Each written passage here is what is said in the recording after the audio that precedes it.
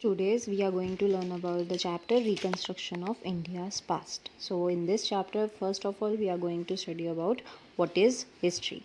So the meaning of history, the word history originates from the Greek word historia, meaning learning or knowing by inquiry. The word comes from Greek, it means learning or knowing by inquiry. That what we have in a chronological order, that arranged all these in a chronological order and deal with the past of mankind. History is basically a step-by-step account of the life and achievements of people. The structure of history is built to explain the typical response of the people to the ongoing political, social and economical changes.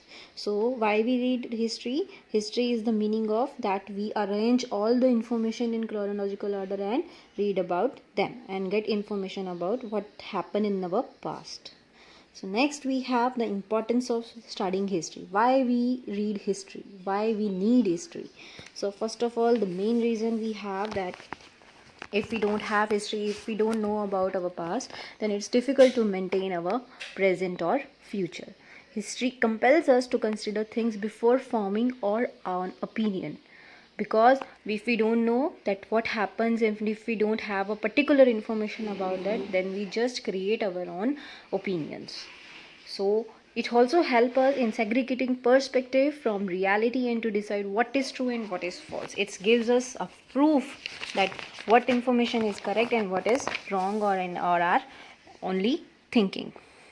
It's also help us to understand how the world functions and how man behaves.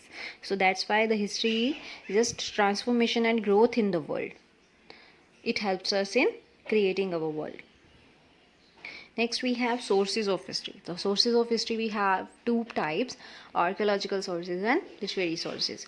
In archaeological sources we are include fossils, artifacts, inscriptions, coins, monuments and so many things that we have a definite proof about them, that we have things that we find from the under the ground or maybe in the caves, early man caves. So we have their proofs. But in literature or in literary sources we have written records. For this we don't have any written records for archaeological sources, and but literary sources we have written records of the past, such as manuscripts, literatures, their written things from like man inscriptions that we have. So these are included in the literary sources.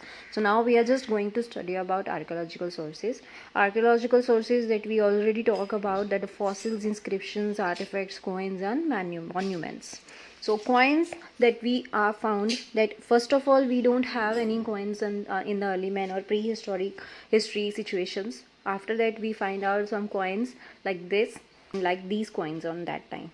So fossils, we also said that the fossils of dinosaurs, fossils of peoples, like these are all the sources are included in archaeological sources. Inscriptions we also conclude in the literary sources, because we have written material in this, and our scientists just compare these information in our own language.